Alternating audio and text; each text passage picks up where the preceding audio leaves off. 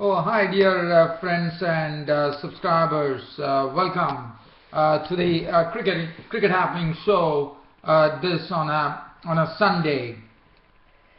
Well, as far as this particular cricket happening show is concerned, we are going to look at an amazing victory that Sri Lanka had today. Yesterday it was an unexpected victory for England over India with 2 days to spare, and today Sri Lanka on the final day winning this test match against Pakistan to take a 1-0 lead in the two test match series. And let me tell you, this was something which Sri Lanka should be really credited for. The pitch was not, even though it was the final day, but did not see some alarming turn or something, and for Pakistan to succumb to a total of 180, as Ramiz Raja, the former Pakistani batsman and commentator, definitely mentioned that it was a pathetic show by Pakistan. I think I would definitely go with Ramiz Raja, the expert Pakistan cricket commentator, that Pakistan had put up a dismal performance and they were rolled out for 180. As you know, the other day, after making 451 runs in the second innings, they were rolled out for 180, and that really showed that Sri Lanka were pretty determined to put its right foot across. And as you know, Mahela Jayawardene, who is coming is almost going to retire. There's only one more test match, and that's it. Nobody would be seeing Mahela Jayawardene in test matches, and I thought it was a real fitting tribute to Mahela Jayawardene there. And Sri Lanka, after making 533, led by a very monumental performance from Kumar Sangakkara, making 221 runs.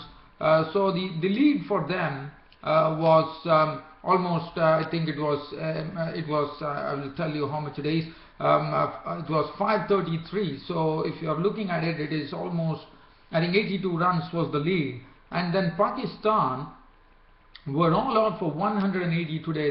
They lost an early wicket, we know, but there was only 1 day left, and for Pakistan it was a matter of just staying at the crease. And this is the and for if you compare the match between Pakistan, Sri Lanka, and India and England, India, they definitely had only themselves to blame. With 2 days to spare, they couldn't put their heads down, and Pakistan on the final day would also have to share the blame, because all that mattered was for Pakistan to really remain at the crease and play out the Sri Lankan bowlers, and they didn't do so. That's the reason I said that the Sri Lankan bowlers deserved a lot of credit. Yes, probably one could say, discount one thing, that this was the final day. There would have been some footmarks, no doubt about it. Some roughs would have been created. But Pakistan, if you look at the manner of their strokes and the manner of their dismissals, one would really credit the Sri Lankan bowling. Rangana had a 30.2 overs, 11 maidens, 48 runs, and 6 wickets. And Shaminda Ranga, 14 overs, 5 maidens, 1 for 44. Now Rangana Herath getting on to another 5-wicket haul there, and he always has been doing well against Pakistan as far as records go. Dilruwan Perera, 28 overs, 6 maidens, 2 for 68. Damika Prasad, 8 overs, 3 maidens, 1 for 10. So that is the bowling figures. And let's see how Pakistan were all out for 180 today. Now after that, Sri Lanka made absolutely sure that they would win the match. They only had probably 21 overs in which to make 99. There was a threat of rain, but Sri Lanka definitely did that, thanks to their captain Angelo Matthews, who slammed an unbeaten 25 of 13 balls with 2 fours and 2 sixes to really close the match for Sri Lanka. Now let's have a look at how Pakistan shaped up, and what was the reason that they put up a pathetic performance and they were all out for 180 runs.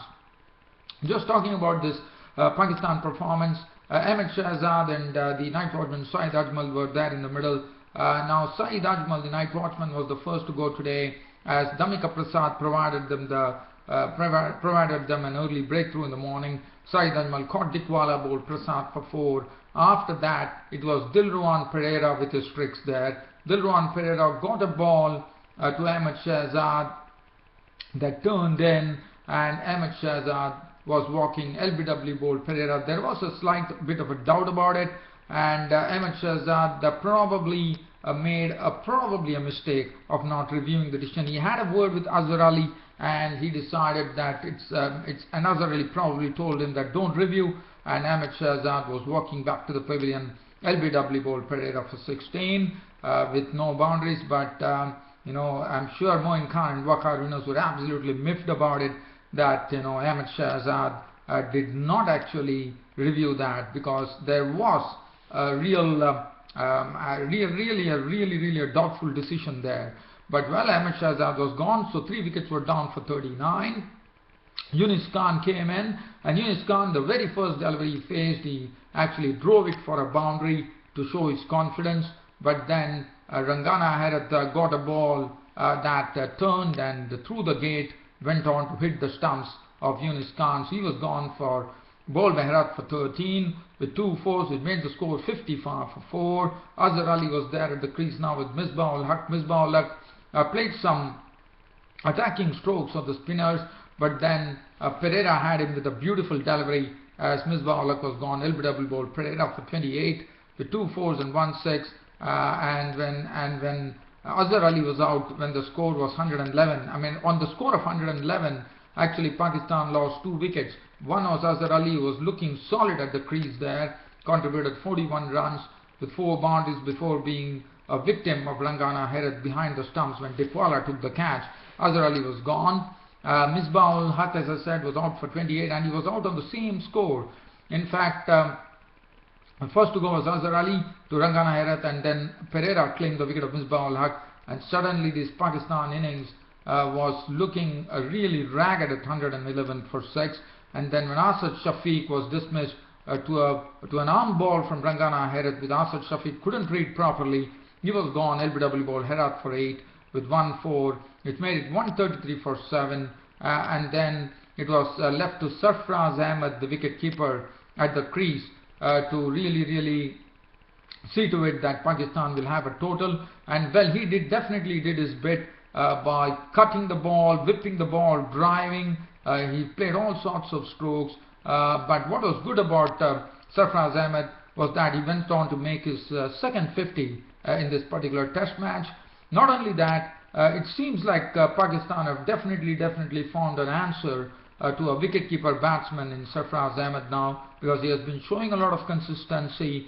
Not only that, his keeping was also very good, and today he got a unique distinction of being the only Pakistani wicketkeeper batsman to have made 2 50s in either innings when playing abroad. So that was a good record for Sarfraz Ahmed, and that will really I'm sure it is going to really motivate him to do much better for Pakistan. But I have a feeling now that Pakistan have definitely found an answer to the wicketkeeper spot and the wicketkeeper batsman that Pakistan were probably lacking in the past. So Sarfraz Ahmed was not out on 52 with 70 balls, 5 fours. He resisted well. He got the company of tailenders, but Sarfraz Ahmed definitely did his job, and that was of blocking and also playing the bowlers pretty well. And that was what enabled him to remain unbeaten on 52 with 5 fours, as he saw Abdur Rahman being a victim of Eranga for 1, Mohammad Tala was a victim of Herath for 4, and Junaid Khan was LBW bowled Herath for a duck. And that was it for Pakistan. Thanks to Sarfraz Ahmed's knock of an unbeaten 52, Pakistan had a target of, they made 180 all out, and that essentially meant that Sri Lanka had only 99 runs to win the match. But there was a threat of rain, and they had to score the required runs probably in 21 overs, if I am right. Now let's have a look at the Sri Lankan card here. Now Sri Lanka started. Now, as you know, Mahela Jayawardene was retiring, so Angelo Matthews probably thought that before Mahela Jayawardene retires, why not give him an opportunity to go and open the innings? And I was told, as far as the cricket statistics go, that Mahela Jayawardene was opening in a test match for the first time, and both Upal Taranga and Mahela Jayawardene walked in to open the innings. But Taranga was an early victim, as Junaid Khan actually got Taranga clean bowled for 12 with 2 fours, and everything was pointing towards, as you know, Sri Lanka had to get quick runs, especially considering the fact that there was a threat of rain, and this was the final day. So In fact, Sri Lanka had to take the risk, and Jayawardene was joined in by Kumar Sangakkara, and both of them slowly started pushing the score together, and well, everything was going well by the time Junaid Khan once again came in and rattled the stumps of Mahela Jayawardene for 26 with 3 boundaries. And after that, Sangakkara was the next to go when the score reached 73, when he was a victim of the bowling of Mohammad Thala for 21 with 3 boundaries.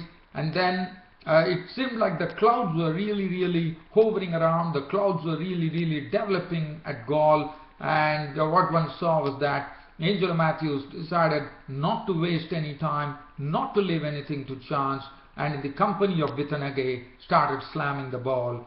He sent Junaid Khan for a 6, and then Vitanage in the same over sent Junaid Khan for a 6, and Matthews contributing. As I said, the rain was a big threat, but Angelo Matthews saw to it that Sri Lanka will do it in a very nice manner here by slamming 6s and 4s. And finally, Angelo Matthews, the Sri Lankan captain, was a very happy man, as he was unbeaten on 25 of 13 deliveries, 2 4s and 2 6s. Vitanage also showed a lot of a real attack in his game here. He was not out on 11 of 8 balls with 1 4 and 1 6. Match over. Sri Lanka winning the first test match at Galle against Pakistan by 7 wickets and taking a 1-0 lead in the two match series. And Herath, for his brilliant spin bowling today, was named man of the match. Looking at the bowling figures, Saeed Ajmal 6 overs for 29 runs. Junaid Khan bowled 8 overs, was the wicket taker, 255. Mohammad Thala bowled 2.2 overs, no maiden, 1 for 12. Now for Pakistan, they definitely have to really look into it and see what really went wrong. I mean, if you score 451, allow the opposition to make 533, and then you don't even put up a fight on the final day. I could have really understood if the ball was really turning square. Nothing of that sort was there, and I thought Pakistan has to be blamed for this very pathetic performance that they put here and lost the test match here to Sri Lanka. Well, now I'm heading towards the other match now, and this is a match between South Africa and Zimbabwe. Today was day 2. As you know, Zimbabwe yesterday, the two tailenders, the two debutant tailenders, Nimbu and Tripano, were resisting well, and today once again they continued that fight against the bowling of Dale Steyn, Philander and Morkel by really putting some valuable runs, because from 246, if you look at it, I mean, if you look at it, 220 was when Taylor was out, and then at 246 Chatara was out, and they just occupied the overs, in fact 10 overs, and they just put 10 runs. And look at what they did. They really frustrated the South Africans, and finally all the frustrations came to an end as Nimbu, who was resisting well, was the 5th victim for Dale Steyn, and Dale Steyn has taken his 5-wicket haul in Test cricket now to 24 5-wicket hauls in Test cricket, thus equaling the late Malcolm Marshall of West Indies record, who had 24 5-wicket hauls. And Nimbu was out for 2 after resisting for 29 deliveries. One has to really commend Tripano and Nimbu for really resisting the pace attack of the South Africans. Tripano was not out on 15 after faced 80 balls with 1 boundary. Now, so 256 was the final tally for Zimbabwe. The bowling, as I said, Dale Steyn returning a 5-wicket haul, 22.4 overs, 11 maidens, 46 runs and 5 wickets. Vernon Philander, 18 overs, 5 maidens, 1 for 51. Morning Morkel returned wicketless, 19 overs, 3 maidens, none for 39. Pete, well, he didn't bowl today at all, finished with 4 wickets for 90. And South Africa replying to this score of Zimbabwe's 256 all out. Started off with Dean Elgar and Alvaro Peterson. Now, definitely Dean Elgar and Alvaro Peterson put up a decent stand for the first wicket, but let me also now talk about the Zimbabwean bowlers. As you know, the pace attack really bowled well. Tanyasha Paniangra was absolutely on the money. Tripano on his debut, I thought he bowled well. But what was good about the Zimbabwean bowling was that they had a lot of disciplined bowling, because they were keeping the ball up to the batsman, in the sense they were really allowing the ball to do something, and they were bowling the right lines. They were not allowing South Africa a lot of liberties, and they were trying to bowl a very good off-stump line, and that's what they precisely did. Tendai Chatara was the other one who also really he really I would say complimented Paniangra and Tripano in the pace bowling department. And then the spinners also did well, especially the debutant spinner John Nyimbu, who got 2 wickets for 71 runs of his 24 overs. He really bowled well. He gave some good flight to the deliveries, so that was it. And as I said, disciplined bowling, and that's what enabled Zimbabwe to really keep South Africa to 201 for 4 at close of play on the second day. Just talking about the South African innings, the first to go was Alvaro Peterson. After a 57-run opening stand was put up, Alvaro Peterson was the first to be dismissed, and Nyimbu was absolutely happy with that, as Alvaro Peterson, trying to play the sweep stroke, actually got an outside edge of the bat, and Mutumbami was the one who actually took the catch, and Alvaro Peterson was walking back to the pavilion out for 32 with 2 fours and 1 6. He lofted Nyimbu into the stands, and Alvaro Peterson contributed 32 runs. Now Alvaro Peterson continues to struggle.